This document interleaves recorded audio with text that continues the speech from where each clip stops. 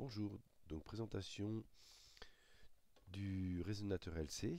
Donc là vous avez une bobine L1 dont l'inductance vaut 1 Henri, un condensateur C1 dont la capacité vaut 0,1 farad, une résistance R1 dont la valeur vaut 0,1 ohm, c'est-à-dire c'est la résistance du fil du bobinage. Là vous avez une résistance R de 1 ohm, un générateur de tension continue de 6 volts, un bouton poussoir. Donc là on va venir alimenter la bobine, donc la bobine va se charger.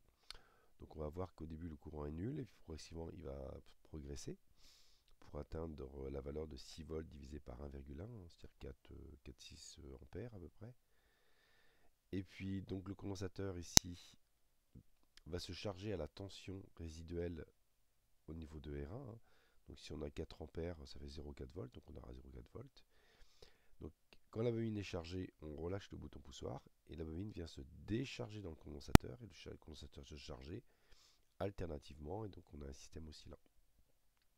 Donc on lance la simulation, donc on appuie sur le bouton poussoir.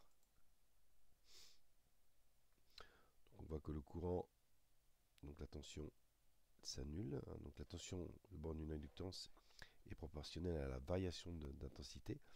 Donc comme l'intensité est constante, on a une tension nulle au niveau de l'inductance.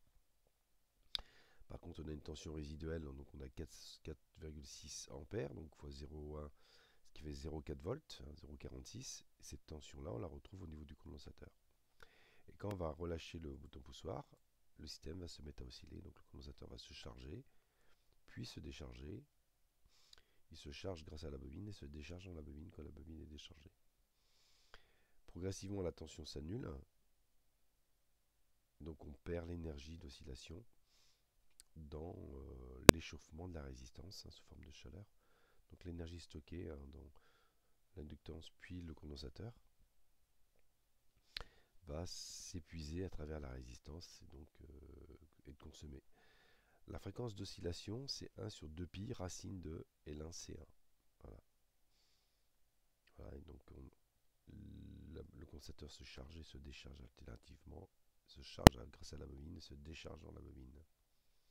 Donc voilà un montage LC oscillant. Bonne fin de journée, au revoir.